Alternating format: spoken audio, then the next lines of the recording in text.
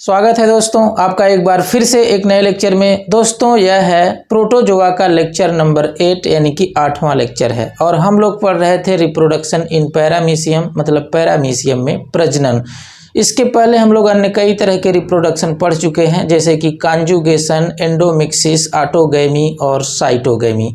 आज हम लोग पैरामीशियम का आखिरी रिप्रोडक्शन पढ़ेंगे, ट्रांसवर्स बाइनरी फिजन। तो आपको सबसे पहले हम बताएंगे कि ट्रांसवर्स बाइनरी फिजन है क्या चीज़ और कब यह होता है। इसके बाद इस फिगर के माध्यम से हम इसकी पूरी प्रक्रिया आपको समझा देंगे और सबसे लास्ट में हम आपको ये बता देंगे कि इस प्रक्रिया के बारे में कैसे आपको स्टेप बाय स्टेप आसान तरीके से लिखना है। तो चलिए दोस्तों शुरू करते हैं। सबसे पहले देख लेते हैं कि ट्रांसवर्स बाइनरी फिजन है क्या चीज़। तो दोस्तों अगर एग्जाम में ट्रांसवर्स बाइनरी फिजन पूछता है तो सबसे पहले आप हेडिंग डाल देंगे ट्रांसवर्स बाइनरी फिजन और उसमें लिख देंगे this is most common type of asexual reproduction in paramecium. बहुत ही आसान और पहली लाइन आपको लिखना है कि यह एक मोस्ट कॉमन यानी कि बहुत ही कॉमन तरह का एसेक्सुअल रिप्रोडक्शन है किसमें, पैरामीशियम में। और इसके बाद फिर लिख देंगे it occur during favourable condition. जब अच्छी दशा होती है, फेवरेबल कंडीशन होती है,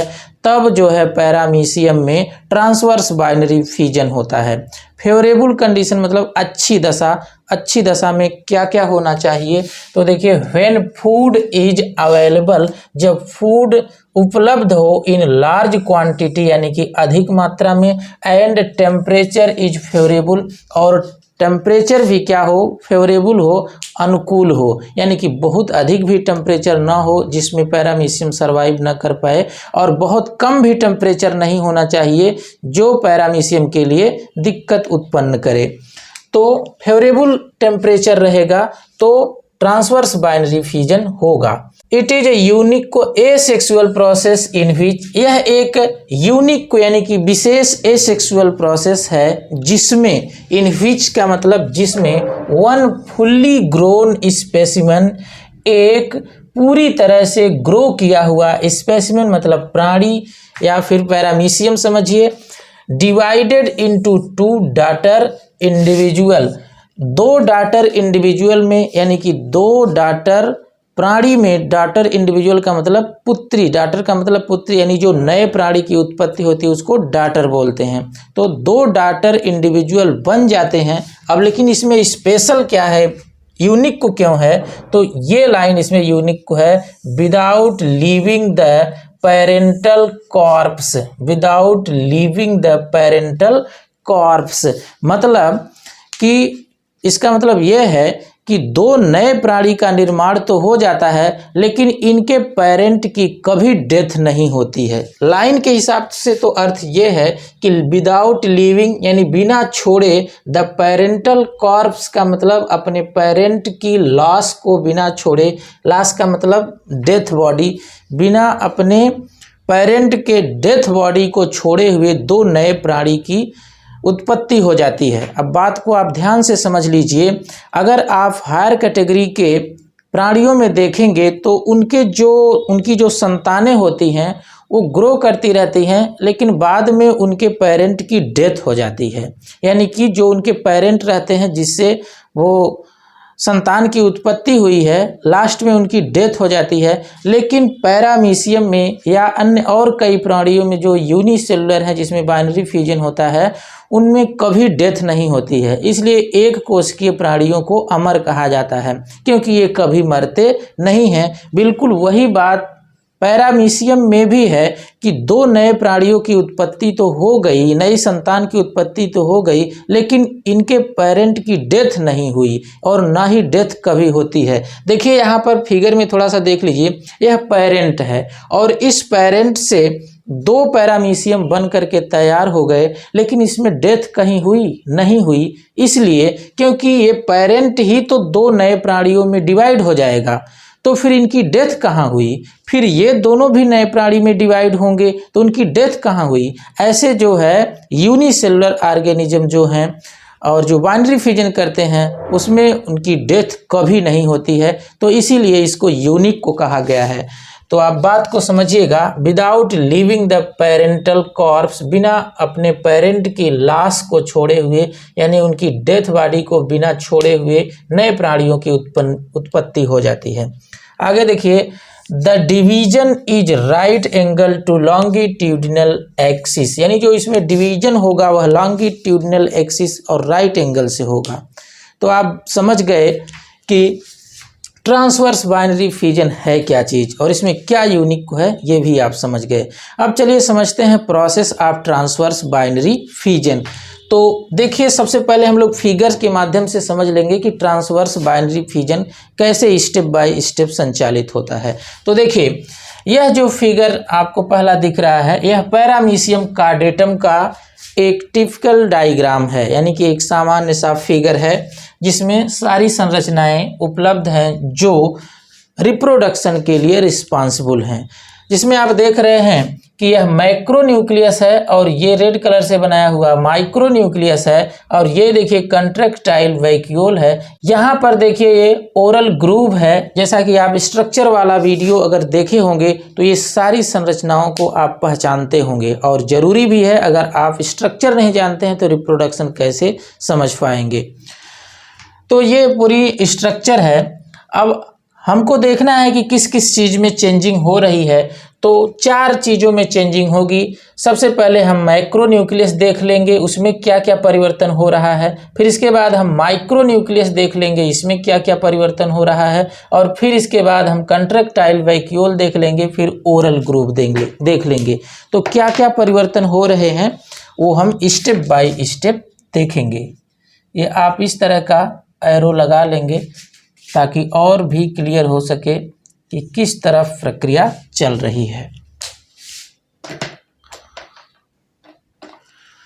अब देखिए, सबसे पहले हम मैक्रो न्यूक्लियस देख लेते हैं कि बड़ा वाला न्यूक्लियस में क्या परिवर्तन हो रहा है। तो बड़ा वाला न्यूक्लियस देखिए साइज में बढ़ गया है और बीच से कंस्ट्रिक्ट हो रहा है, यानी कि संकुचित हो रहा है, और ऐसा मालूम पड़ रहा है कि यह आगे चल कर के 2 पार्ट में डिवाइड हो जाएगा। यह थोड़ा आगे चल कर के और प्रक्रिया आगे बढ़ गई, मतलब यह थोड़ा और बड़ा हो गया और बीच से एकदम और ज़्यादा कंस्ट्रिक्ट हो गया। और फिर अगले वाले फिगर में आप देख रहे हैं डिवाइड हो कर के 2 मैक्रो न्यूक्लियस बन कर के तैयार हो गया है। तो ये तो मैक्रो न्यूक्लियस की कहानी थी। अब फिर इसके बाद देखिए, अब छोटे वाले न्यूक्लियस यानी माइक्रो न्यूक्लियस का क्या होगा। तो बिल्कुल वही होगा कि माइक्रो न्यूक्लियस भी माइटोसिस के द्वारा डिवाइड हो रहा है। आप देख रहे हैं कि ये डिवाइड हो करके बट रहा है माइटोसिस के द्वारा, और इसके बाद फिर आप देख रहे हैं पूरी तरह से डिवाइड हो करके अपोजिट पोल पर जा रहा है। यानी कि जब डिवाइड हो करके 2 बना तो एक ऊपर वाले पोल की तरफ और दूसरा नीचे वाले पोल की तरफ जा रहा है। यानी एक जो है एंटेरियर एंड की तरफ चला गया और दूसरा पोस्टेरियर एंड की तरफ चला गया। और यहाँ पर देखिए स्पष्ट दिखाई दे रहा है 2। और एक बात आप याद रखेंगे, जो मैक्रो न्यूक्लियस है वह एमाइटोसिस यानी असूत्री विभाजन के द्वारा डिवाइड होता है, और जो माइक्रो न्यूक्लियस है वह माइटोसिस के द्वारा यानी कि समसूत्री विभाजन के द्वारा डिवाइड होता है। तो ये बात आप याद रखेंगे। अब असूत्री और समसूत्री क्या है, इसे विस्तार से समझने के लिए आपको सेल डिवीजन पढ़ना पड़ेगा, तब आप क्लियर हो पाएंगे। यहाँ पर इतना ही जानते रहे, एक समसूत्री विभाजन में 1 से 2 सेल बनती है जिनके अंदर क्रोमोसोम की संख्या बिल्कुल बराबर होती है। एमाइटोसिस में भी वही सारी प्रक्रिया होती है, लेकिन इसमें एक नॉर्मल फिजन की तरह से डिवाइड हो जाता है बड़ा वाला न्यूक्लियस। इसमें खास करके जो डीएनए होता है उसको ध्यान में नहीं रखा जाता है, एकदम बाइनरी फिजन की तरह से डिवाइड हो जाता है। बहुत ही आसान होता है, इसमें कोई चीज़ कम्प्लेक्स नहीं होती है। तो आप इसे विस्तार से समझने के लिए डिवीजन यानी कि सेल डिवीजन आप पढ़ेंगे, कोश का विभाजन। तो बड़े वाले न्यूक्लियस में क्या हुआ ये भी आप समझ गए, और छोटे वाले न्यूक्लियस में क्या हुआ यह बात भी आप समझ गए। अब चलिए देखते हैं कंट्रैक्टाइल वैक्यूल में क्या होता है। तो कंट्रैक्टाइल वैक्यूल तो पहले से 2 होती है, ये आपको पता है। एक पोस्टेरियर कंट्रैक्टाइल वैक्यूल होती है और एक एंटेरियर कंट्रैक्टाइल वैक्यूल होती है। ये 2 पहले से होती हैं, लेकिन जब डिवाइड होता है पैरामीशियम जब डिवाइड होगा तो फिर से 2 और कंट्रेक्टाइल वैक्यूल की ज़रूरत पड़ेगी, क्योंकि जब 2 पैरामीशियम बनेंगे तो 4 कंट्रेक्टाइल वैक्यूल चाहिए। 2 तो पहले से थी लेकिन 2 और एक्स्ट्रा चाहिए। तो पहले से 2 रहती हैं, तो जब डिवीजन हो जाता है, बीच से जब विभाजन हो जाता है पैरामीशियम का, तो पहले से जो ऊपर वाली कंट्रेक्टाइल वैक्यूल थी एंटेरियर, वो ऊपर वाले पैरामीशियम में चली गई, और जो नीचे पोस्टेरियर वाली कंट्रेक्टाइल वैक्यूल थी वो नीचे वाले में चली गई।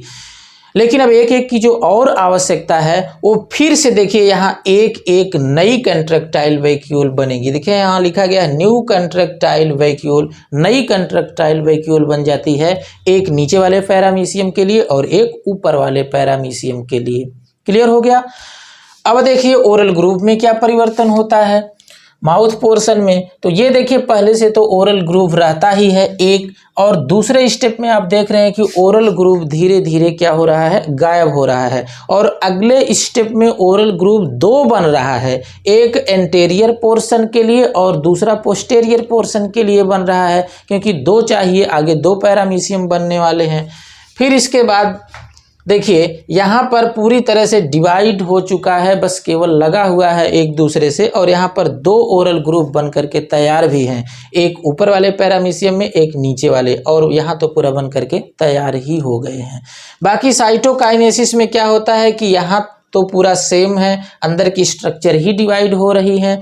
बाकी तीसरे वाले फिगर में आप देख रहे हैं कि पैरामीशियम की बॉडी बीच से कंस्ट्रिक्ट होकर के सिकुड़ करके फरो बना रही है, यानी कि साइटोकाइनेसिस यानी कि इसके बॉडी का डिवीजन होना शुरू हो गया है, बीच से पिचक रहा है, और वहाँ से पता चलेगा कि यहीं से 2 पोर्शन में डिवाइड होगा। और यहाँ पर देख रहे हैं कि एकदम पूरी तरह से डिवाइड हो चुका है, बस केवल लगा हुआ है, और लास्ट में आप देख रहे हैं डिवाइड हो चुका है पूरे एकदम। जैसे एक परिवार से 2 लोग अलग हो जाते हैं, एक परिवार में 2 लोग हैं अलग होते हैं, बिल्कुल उसी से मिलती जुलती ये कहानी लग रही है।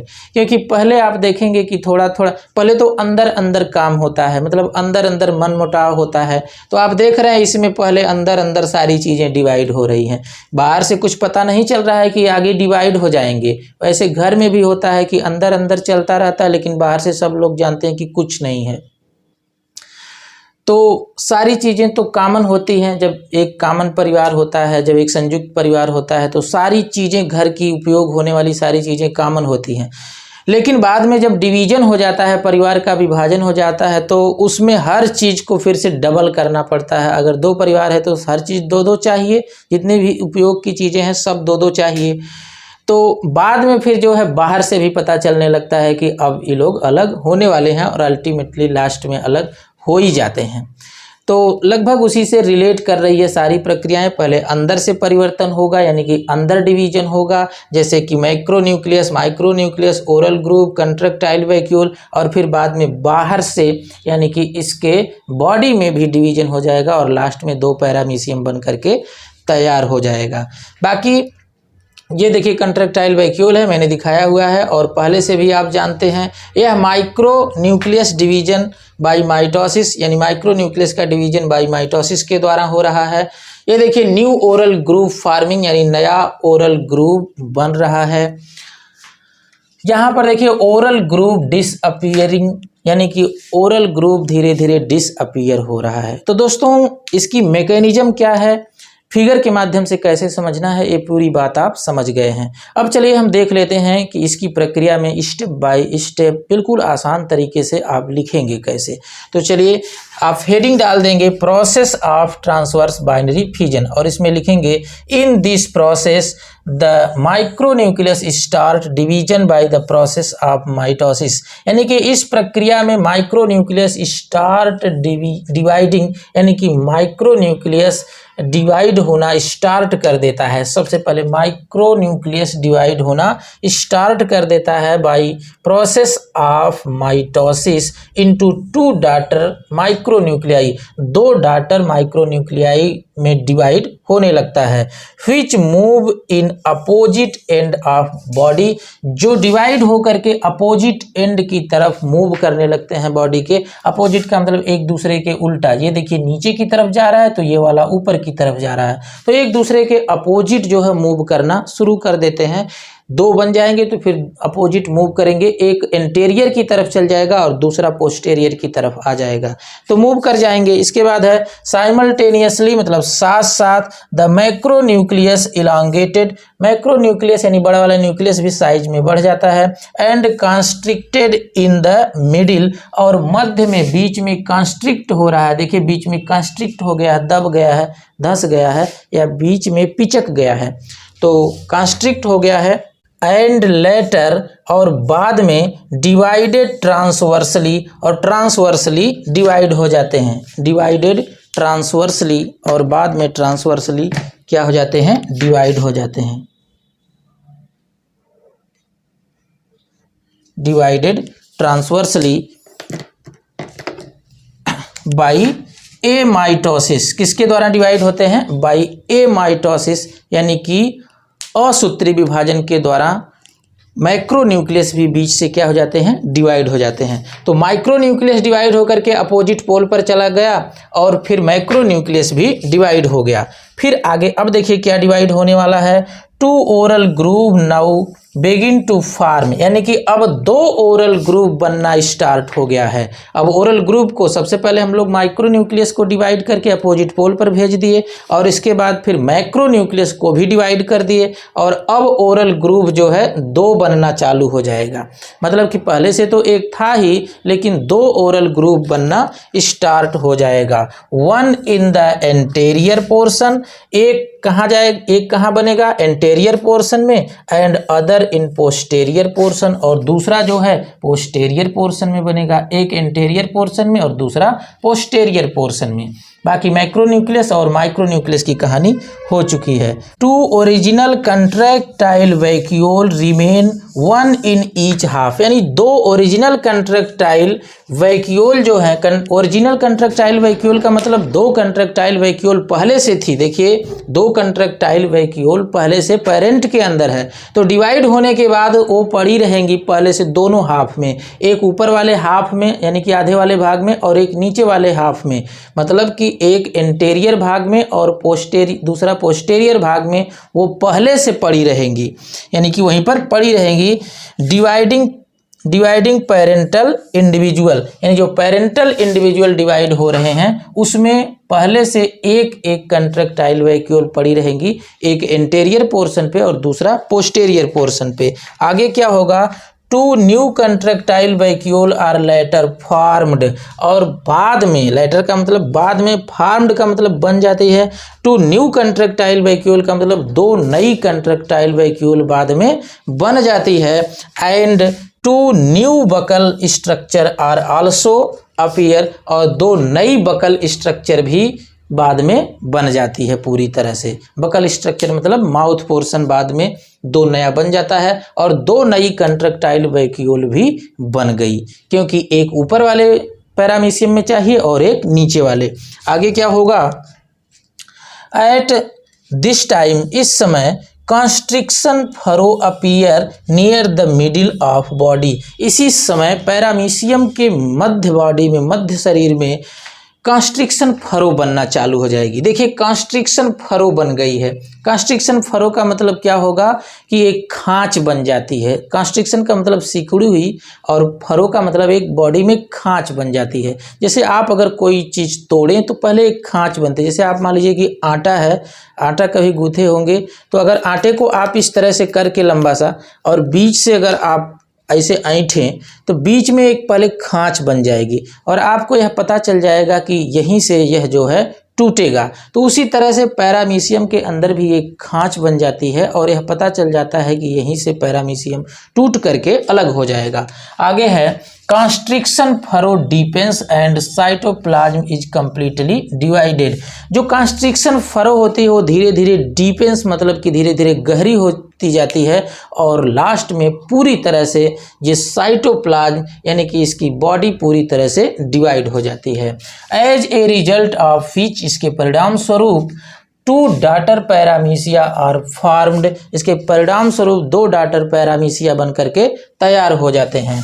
And their size and other cell organelles, यानी कि जो नए बने हुए पैरामीशियम है उनकी साइज और अन्य जो उनके कोशिकांग है सेल ऑर्गेनेल्स हैं आर इक्वल, मतलब पूरी तरह से बराबर रहेंगे, समान रहेंगे, क्योंकि एक ही पेरेंट से दोनों बने हैं तो इनके अंदर जो है इनकी साइज भी बिल्कुल समान रहेगी और इनके अंदर जो सेल ऑर्गेनेल्स है यानी कोशिकांग है, इनकी बॉडी के अंदर के जो अंग हैं वह पूरी तरह से इक्वल रहेंगे, बराबर रहेंगे। नीचे आप 2 लाइन और लिख देंगे, new formed interior daughter paramecia are called, यानी जो नए डॉटर पैरामीशिया बने हैं उसमें 2 भाग से बने हुए हैं। तो इसी बात को बताया गया है कि एक तो इंटीरियर भाग से बनाया गया है और दूसरा पोस्टेरियर भाग से बनाया गया है।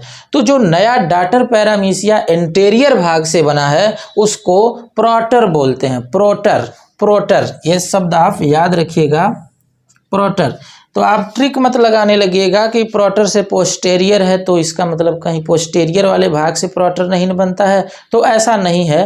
पोस्टेरियर भाग से नहीं बल्कि एंटेरियर भाग से प्रोटर बनता है, तो इस बात का आप ख्याल रखेंगे। और पोस्टेरियर भाग से क्या बनता है तो एंड पोस्टेरियर कॉल्ड ओपिस्थे, पोस्टेरियर वाले भाग को ओपिस्थे कहते हैं, तो आप याद रखिएगा। इसके बाद है they grow to full size and again divide by fission. अब बाद में जो नए बने हुए पैरामीशियम है ये फुल्ली ग्रो कर जाएंगे और फिर अगेन यानी कि पुनः बाइनरी फिजन के द्वारा डिवाइड कर जाएंगे। By binary fission paramecium caudatum divided 2 to 3 times per day, यानी कि बाइनरी फिजन के द्वारा पैरामीशियम कार्डेटम प्रतिदिन 2 से 3 बार डिवाइड होता है, यानी कि एक दिन में यह बाइनरी फिजन की प्रक्रिया 2 से 3 बार हो जाती है, मतलब कि 1 से 2 और 2 से 4 बन जाते हैं और कभी कभी तो 4 से 8 भी बन जाते हैं, यानी कि 2 से 3 बार यह प्रक्रिया कंप्लीट हो जाती है एक दिन में। तो इस हिसाब से देखिए, this process is complete in 2 hours, यह प्रक्रिया 2 घंटे में कंप्लीट हो जाती है। तो आप सोच रहे होंगे कि 2 घंटे में अगर एक बार कंप्लीट हो जाता है ट्रांसवर्स बाइनरी फिजन तो 3 बार कंप्लीट होने में तो 6 घंटा लगेगा, जबकि दिन में या दिन रात मिला करके 24 घंटे होते हैं। तो फिर अन्य समय में पैरामीशियम क्या करता है, तो आप समझिए एक बार डिवाइड होने के बाद तुरंत फिर डिवाइड नहीं होगा, फिर डिवाइड होने में यानी कि उसे फिर से विभाजित होने में समय लगेगा, क्योंकि अभी तुरंत का डिवाइड हुआ है तो उसके तमाम जो अंदर के सेल ऑर्गेनेल्स हैं वो काफ़ी कमज़ोर हैं और कुछ हैं भी नहीं, तो उन सेल ऑर्गेनेल्स को बनने में समय लगेगा। तो एक बार डिवाइड हो जाएगा तो फिर 3-4 घंटा 5 घंटा का समय लगेगा, तब इसके बाद फिर डिवाइड होगा। परिवार में जो अलग बिलग होते हैं तो फिर अलग बिलग होने के बाद सारे चीज़ की कमी रहती है। ऐसा नहीं है कि आज अलग हुए तो फिर उनके लड़के भी कल अलग हुए होंगे, ऐसा नहीं है। वो अलग होने लायक होते ही नहीं हैं और होने लायक रहेंगे भी, बड़े ही अगर हैं तो ऐसा नहीं है कि तुरंत जो है डिवाइड कर जाएंगे, क्योंकि सारी चीज़ों की कमी होती है। जब बाद में सारी चीज़ें फुल हो जाती हैं तब इसके बाद फिर अलग होने का नाम आने लगता है। तो एक दिन में यह प्रक्रिया 2 से 3 बार होती है और यह प्रोसेस कंप्लीट होने में 2 घंटे लगते हैं। आगे एक लाइन आप और जान लें, about 600 generation are produced by binary fission in a year. एक साल में, पूरे एक साल में बाइनरी फिजन के द्वारा 600 जनरेशन पूरी हो जाती है, यानी कि 1 बार 2 बार 3 बार ऐसे करते करते 600 जनरेशन एक साल के अंदर आ जाती है। तो दोस्तों, ट्रांसवर्स बाइनरी फिजन क्या है, मैं आशा करता हूं कि आप अच्छे से समझ गए होंगे। बाकी फिर हम नेक्स्ट लेक्चर में मिलते हैं, तब तक के लिए जय हिंद।